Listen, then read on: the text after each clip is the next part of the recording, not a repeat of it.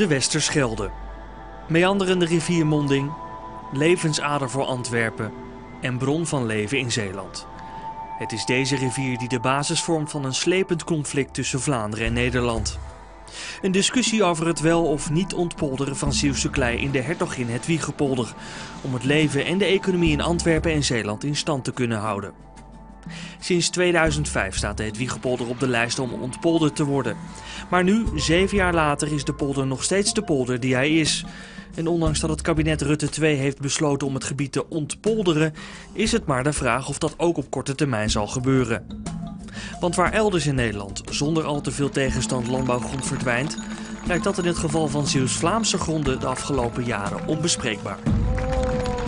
Wij zijn tegen het zonder enige noodzaak opofferen van goede landbouwgrond. Ja, dat is volstrekt overbodig. Een belachelijk plan. Omdat het een dom plan is. Ik zal toch alles proberen en de mensen met mij om te voorkomen dat Hedwig onder water gezet wordt. Gesteund door de gemeente, het waterschap, de provincie. Als je ziet hoeveel honger er nog op de wereld is, dat je hier hoogproductieve landbouwgrond gaat ontpolderen, zeg maar. Maar is dat wel zo? Is de Hedwigepolder van zo'n uitzonderlijke kwaliteit dat het geoorloofd is om tot nu toe internationale afspraken niet uit te voeren? En waarom is Zeeuwse klei belangrijker dan andere landbouwgrond? In deze reportage leggen we de mythe rond ontpoldering onder een vergrootglas.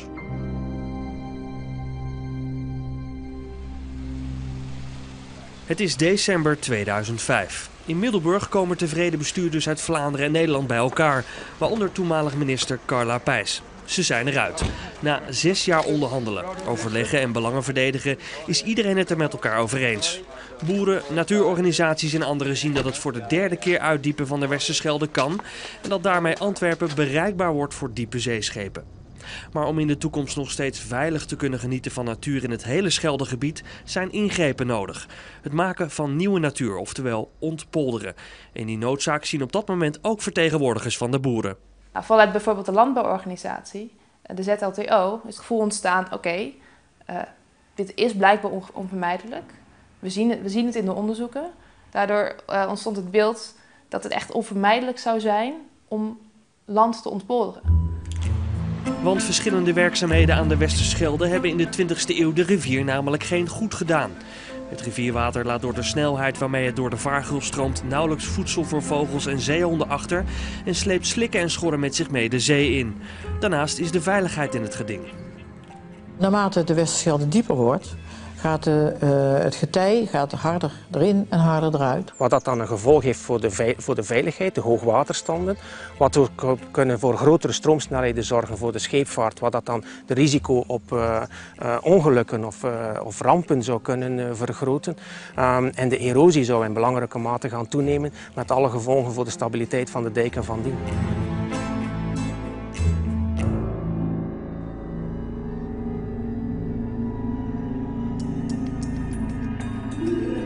Het is vooral Nederland dat in die jaren hamert op het herstellen van natuur en het belang van een gezond systeem in het gebied. Alleen door de rivier op plekken de ruimte te geven, komt de rivier tot rust. Is het veiliger en kan de natuur zich herstellen. Alle studies, en er zijn al metersrapporten, hebben aangetoond dat het in de Hedwigepolder momenteel het meeste effect heeft. En dat is de reden dat de Hedwigepolder belangrijk is. Los van het feit dat je dan ook één gebied hebt van Saaftingen, Hedwigepolder, Prosperpolder, Toelpolder Noord, die een gigantisch gebied heeft, die een significante impact kan hebben op het hele systeem. En daarvoor is de Hedwigepolder van belang. Daarbij speelt mee dat de ontpoldering nog steeds een schuld is uit het verleden. Al in 1995 had Nederland met Vlaanderen afgesproken te ontpolderen bij een eerdere verdieping van de Westerschelde. Maar dat natuurherstel is er nooit met uitgevoerd. En dat moet natuurlijk wel uitgevoerd worden. En Europa heeft daar een paar keer hard op gedrukt dat dit moet uitgevoerd worden. En dat zit voor een deel in deze ontpolderingen. Nederland belooft de 600 hectare nieuwe natuur alsnog aan te leggen. En dit keer zal het ook echt gaan gebeuren. Dan is er met toeters en bellen een geweldige ondertekening in Middelburg, waar ministers heilige verklaringen afleggen, waar Carla Peijs, toen nog minister, verklaart dat de Zeeuwen hun verantwoordelijkheid hebben genomen. En als het aan Nederland ligt, reikt die verantwoordelijkheid zelfs tot in 2030. Tegen die tijd zal 3000 hectare nieuwe natuur in Zeeland zijn gemaakt om het Schelde-estuarium weer in oude glorie te herstellen. Hoe mooi zo'n langetermijnvisie ook klinkt, van natuurafspraken op korte termijn is op de dag van vandaag in Nederland nog niets terechtgekomen. Ondanks jaren van voorbereiding lijkt de Hedwiegepolder voor bestuurders een onneembare vesting. Alles bekeken van tevoren, alles onderzocht. Slappe knieën. Zeker gemis aan bestuurlijke draadkracht. Kijk, je hebt een verdrag met Vlaanderen getekend en dat moet je gewoon uitvoeren. Ik heb me er vaak over verbaasd. Ja, het is een hoofdpijndossier natuurlijk.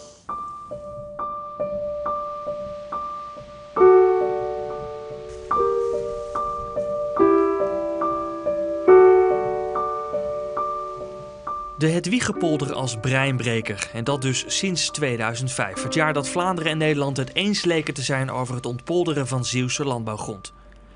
Tegenstanders van ontpolderen vrezen de ondergang van kostbare, vruchtbare en bijzondere Zeeuwse landbouwgrond. En voor de Nederlandse politiek lijkt dat genoeg reden om de internationale afspraken niet na te komen.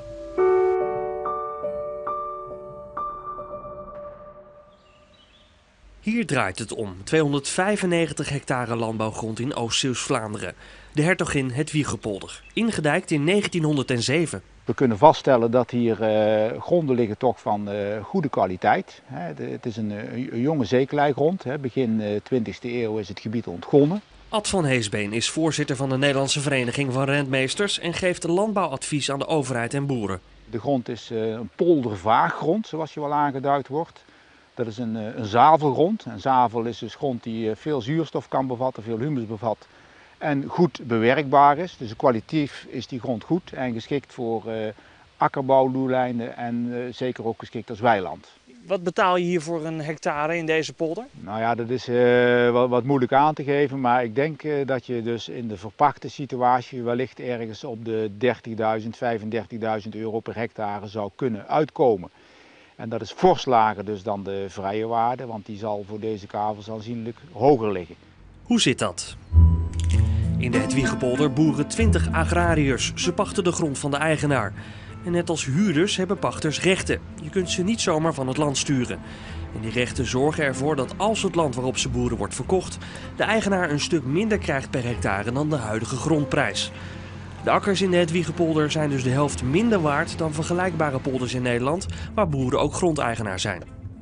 Daarbij komt ook nog dat het veelgeprezen uiterlijk en karakter van de Hedwiegepolder met de metershoge bomen niet bepaald in het voordeel van de boeren werkt. Ik denk dat om agrarische motieven men nou niet zo staat te wachten op die populieren en ook om economische redenen zou het denk ik aantrekkelijker zijn om die bomen weg te halen. Je kunt het ook zien als je door het gebied rijdt. Dan zie je dus met name aan de noordkant van die wegen dus opbrengst verliezen doordat er zon daar minder kan komen. En ook wellicht omdat de voedingsstoffen uit de grond worden weggehaald langs die bomenrij. En juist de voedingsstoffen en vruchtbaarheid bepalen mede de waarde van een perceel. En dat weten ze hier maar al te goed. Bij BLGG Agro-experts in Wageningen onderzoeken ze per jaar duizenden monsters van Nederlandse landbouwgrond op kwaliteit. Kwaliteit is heel divers. Het is een deels chemisch, deels fysische eigenschappen, deels biologische eigenschappen. Fysisch is bodemstructuur, is hoe luchtig is die bodem, hoe goed kan de wortel overal komen. Chemisch deel zijn de voedingsstoffen met name, de fosfaat, de kalium, de magnesium. Al die zaken spelen mee om uiteindelijk te zorgen dat je landbouwgronden een hoge potentie hebben. Goede landbouwgrond betekent ook hogere potentiële opbrengsten. En dus meer waarde? Jazeker. Nederlandse akkers behoren wat dat betreft tot de top 3 van landbouwgronden in de wereld. Bodemdata die ze hier verzamelen leveren een goed beeld op waar de beste landbouwgebieden in Nederland zijn te vinden.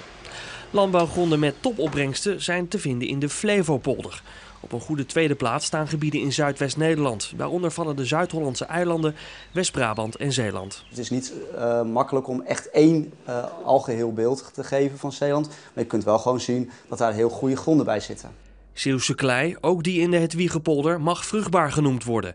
En in zekere zin dus waardevol. Net zo waardevol als klei in de Noordwaard, een polder 100 kilometer verderop. Bij Werkendam in het rivierengebied.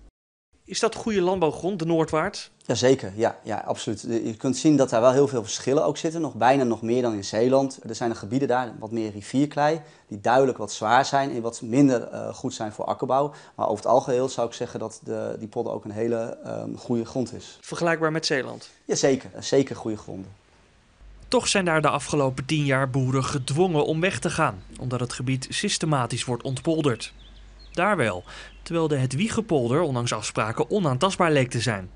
Als er keuzes gemaakt moeten worden voor ontpoldering, dan zie ik geen specifieke redenen waarom deze polder niet ontpolderd zou moeten worden en op andere plaatsen wel ontpoldering zou moeten plaatsvinden. Denk op dit moment grote activiteiten in de Noordwaard, waar ook wellicht meer dan 1000 hectare aan de landbouw wordt onttrokken. Dus daar wordt ook met veel pijn in het hart afscheid genomen van gronden waar generaties lang op geboerd is. En daar doen we dat ook natuurlijk.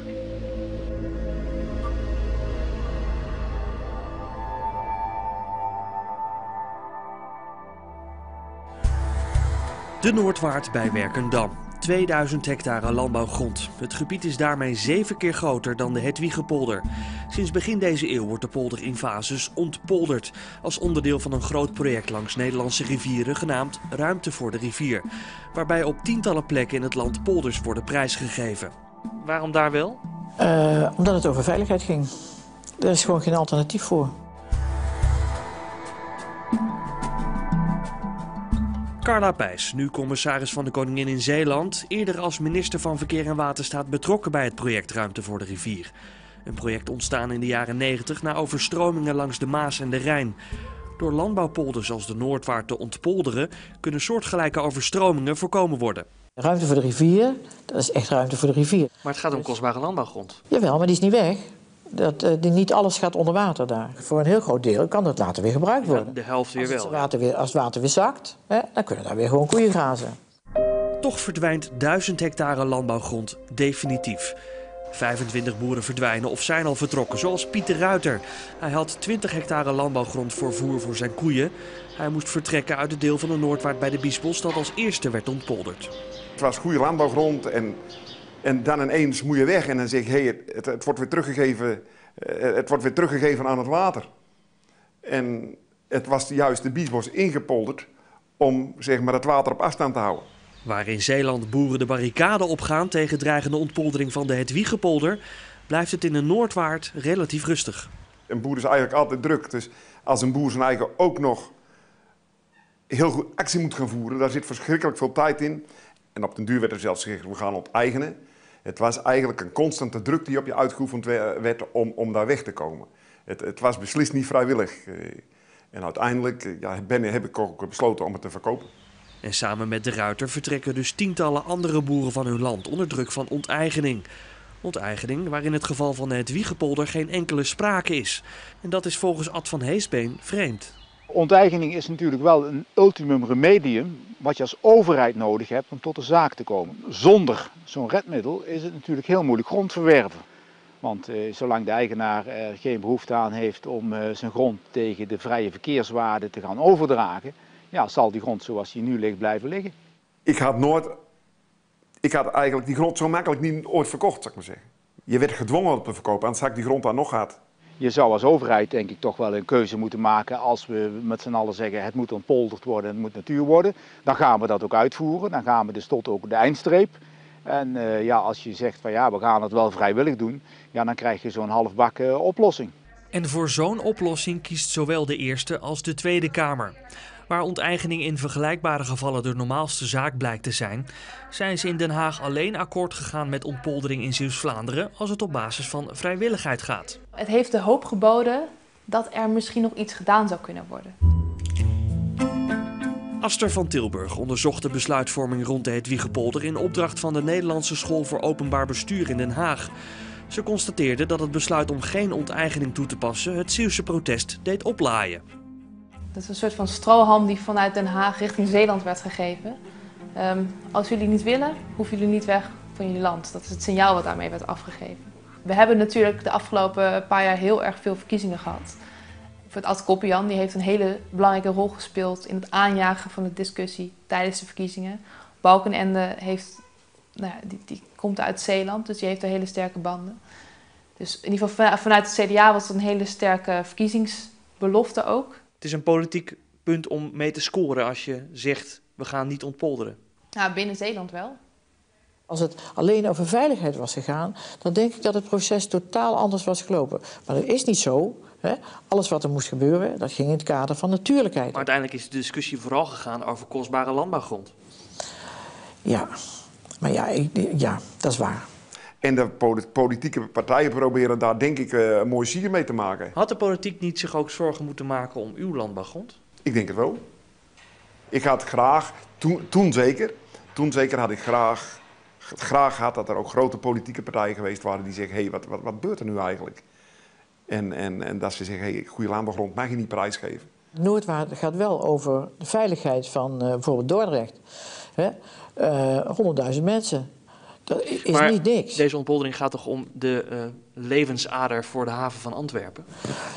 Ja, maar als we hadden gezegd vanaf het begin, of als het om te doen was geweest om Antwerpen te redden van overstromen, dan weet ik zeker dat Zeeuwen ook anders gereageerd hadden. En dus zou natuurcompensatie in de vorm van veiligheid wel geoorloofd kunnen?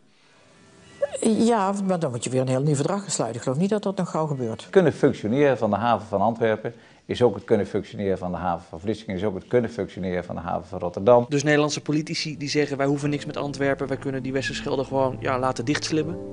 Ja, dat zijn politici die tegen het belang van Nederland ingaan. Tegen het sociaal-economisch belang van Nederland ingaan.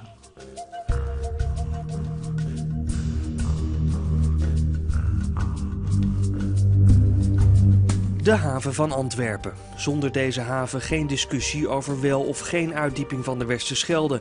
En wellicht ook geen Hedwiegepolder kwestie. Maar zonder haven ook geen werk voor 150.000 mensen in België.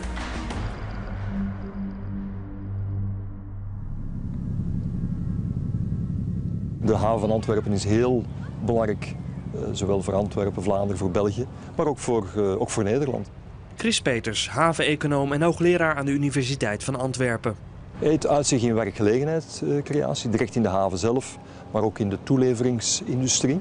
Ook sociaal gezien is het, maatschappelijk gezien is het van groot belang, omdat haven en logistiek nauw verweven is met elkaar. En de logistieke sector is heel interessant, omdat het hoogopgeleide mensen werk geeft, maar ook altijd werk zal geven aan minder opgeleide mensen. En steeds beide groepen, beide categorieën ga je altijd in je samenleving hebben. Dus ook vanuit sociaal oogpunt, maatschappelijk oogpunt, is het een heel boeiende en een heel interessante sector. En die sector heeft baat bij het kunnen ontvangen van grote containerschepen. Schepen die een vaargeul nodig hebben die diep genoeg is om zowel bij eb als bij vloed door te kunnen varen. Sinds de verdieping van de vaargeul in de Westerschelde in 2010 heeft de komst van megacontainerschepen naar de haven een vlucht genomen. Dat aantal is bijna verdubbeld. Hoewel Vlaanderen blij is met de verdieping, is het niet heel gelukkig met de almaar voortdurende discussie over de Hedwiegepolder. En hamert het op de natuurafspraken die zijn gemaakt. De Nederlanders flikken het ons weer eens. Paul Verbraken, havenverslaggever van de Gazet van Antwerpen, verwoordt het gevoel dat leeft onder Antwerpenaren. Want ook in de jaren 90 kwam Nederland beloofde herstelwerkzaamheden aan de Westerschelde niet na. Vlaanderen heeft daarvoor grote bedragen betaald. Toen ging het om enkele miljarden Belgische franken, als ik me nog goed herinner.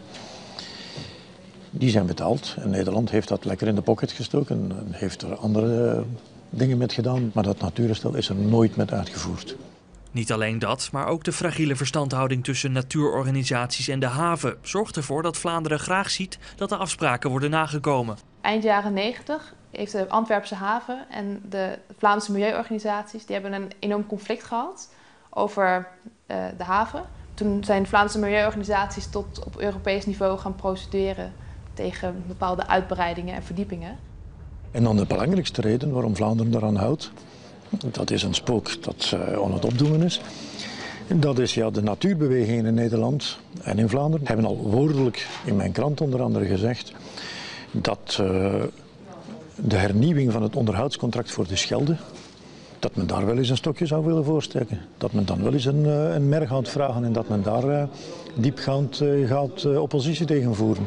En als dat gebeurt, als ook maar 1 of 2 jaar de onderhoudsbaggerwerken met de Schelde niet gebeuren, ja, dan met de aanslibbing die er in de Schelde is, heeft men dan binnen de kortste keren heeft men dan alles teniet gedaan wat men in al die jaren heeft opgebouwd en dan wordt Antwerpen binnen de kortste keren, denk ik, een vissershaven. En dat terwijl 6 jaar durend overleg tussen boeren, natuurorganisaties en overheden in 2005 een akkoord oplevert waar iedereen zich in kan vinden. Ze zien allemaal dat indijking en uitdieping van de Westerschelde het systeem hebben aangetast. Met gevolgen voor natuur en veiligheid. Maar na ondertekening gebeurt er in Nederland niets. In Vlaanderen heeft men argwaan ten opzichte van Nederland. Dus een argwaan van in Nederland of in Den Haag ligt men niet echt wakker dat hier een verdieping komt. En om Rotterdam te willen te zijn, gaat men de zaken misschien moedwillig vertragen. Het wantrouwen in Vlaanderen staat haaks op de visie van tientallen wetenschappers en hoogleraren, onder wie Ed de Hond, oud-burgemeester van Nijmegen en bestuurskundige. Ze maken plannen om de Vlaamse en Nederlandse havens beter en meer te laten samenwerken. Rotterdam, Antwerpen en Zeeland, dat is een soort van economisch centrum in Europa waar te weinig naar gekeken wordt. Het is in allerlei opzichten zo'n ontzettend belangrijk gebied aan het worden.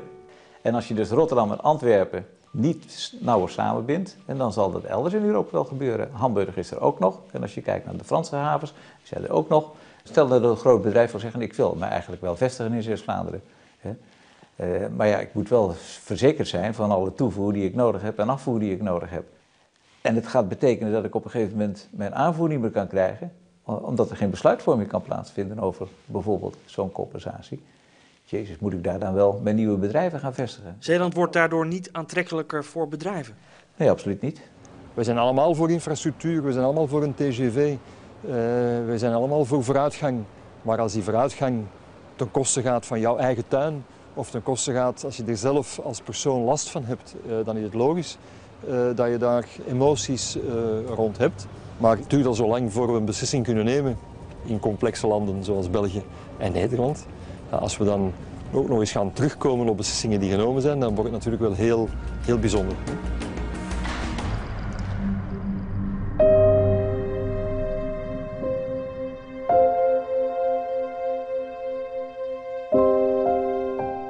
Zeeland en het water, een strijd van eeuwen waarbij land wordt veroverd op de zee.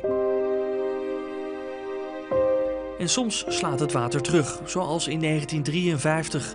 Tijdens de watersnoodramp die dan plaatsvindt, wordt een groot deel van de provincie overspoeld. Bijna 900 mensen verdrinken en 100.000 mensen verliezen huis en bezittingen.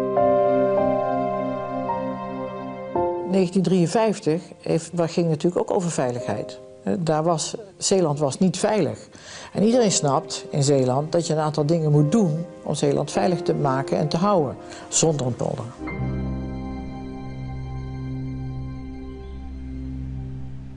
Kom je aan Zeeuwse landbouwgrond, dan raak je de Zeeuwse ziel.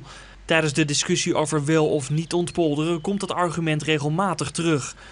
Land dat is gewonnen op de zee weer opgeven is onbespreekbaar. Het zou aan het gevoel van veiligheid knagen. Dat komt natuurlijk uit de geschiedenis van Zeeland. Zeeland zou zonder dijken niet kunnen bestaan. Het is echt een puur poldergewest. Piet van Kruiningen is landbouwhistoricus. Dat anti-ontpolderingsgevoel, is dat een typisch Zeeuws gevoel? Ik denk dat het op zich in andere poldergebieden van Nederland ook speelt. In Groningen bijvoorbeeld, waar polders onder water gezet zijn voor het plan Blauwe Stad. Maar ik denk dat er weinig provincies zijn waar het zo sterk is als in Zeeland. Het is steeds een gevecht, zeg maar, tussen de mens en de natuur. De mens verzint steeds nieuwe middelen om die natuur te bedwingen. Maar dat blijkt dan toch weer onverwachte consequenties te hebben, waardoor die natuur weer terugslaat als het ware. Dus het blijft heen en weer gaan, eeuwenlang. We zijn heel trots op onze dijken en onze dammen en onze constructies. Maar in feite heeft het geleid tot een situatie waarbij dus het land voor een groot deel heel laag ligt. En we steeds grotere, ingewikkelder maatregelen moeten nemen om onszelf boven water te houden. Hoe zit dat? Honderden jaren geleden is begonnen met inpolderen door het bouwen van dijken. Buiten dat we daarmee land hebben gewonnen op het water, heeft dat ook tot gevolg gehad dat er geen nieuw land meer kon worden afgezet door de zee. Jaren gingen voorbij waarin de polders door inklinking steeds lager kwamen te liggen, hier te zien in het blauw, terwijl de zeespiegel steeg. Volgens marinebioloog Ines Vlameling zou juist ontpoldering een middel kunnen zijn om Zeeland veiliger te maken. Ik begrijp dat heel veel mensen heel huiverig zijn voor ontpolderen. Het is ook heel begrijpelijk. Het is een gigantische ramp gebeurd in 1953. Het is een titanenklus geweest om Zeeland en Zuid-Holland, Brabant weer boven water te krijgen. Dus ik snap ook heel goed dat heel veel mensen denken van ja, waar begin je aan? Ga je het weer teruggeven aan de zee? Maar de term teruggeven aan de zee is eigenlijk een beetje misleidend. Wat je doet met ontpolderen is iets openstellen voor de zee, waardoor de zee het omhoog kan brengen door het slib af te zetten. Het zou een middel kunnen zijn om op de lange termijn te zorgen dat Nederland boven water blijft. Dus in feite een herhaling van 1953 zou voorkomen kunnen worden door te ontpolderen. Ja, het is een middel wat je kan gebruiken, juist om de situatie veiliger te maken. Maar goede landbouwgrond ga je toch niet teruggeven aan het water? Ja, ik denk dat we ontpolderde gebieden ook kunnen gebruiken om landbouw te bedrijven. Het blijft land, het is geen zee. Op zich kan je die gronden nog wel gebruiken voor het extensieve vormen van landbouw. Zoals? Nou, schapenhouderij bijvoorbeeld. Je kunt er heel goed schapen in houden. Het is niet verloren? Het is niet verloren, nee.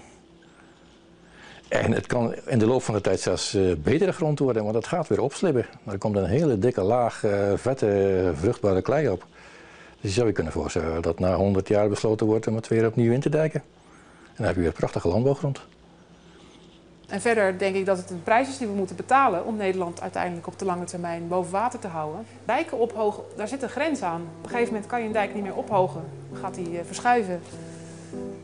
En door het breder maken van de kustverdediging, door polders open te stellen voor de zee en te laten ophogen, heb je een veel duurzamere, robuustere kustverdediging. En dat natuurlijk land ophogen gaat snel. Centimeters per jaar hebben ze hier ontdekt. Op deze testlocatie van de Universiteit van Antwerpen laten ze gecontroleerd water in en uit een polder stromen om zo te kijken wat voor effect dat heeft op landwinning. Wat we hier zien is eigenlijk een nieuw stukje schor. Je ziet, het is nu hoog water en het hele schor staat onder water, waardoor dat dus een deel van het slib en ook alle voedingsstoffen die in het water zitten zich kunnen afzetten en dat je op die manier inderdaad sedimentatie krijgt. En dus wordt land opgehoogd?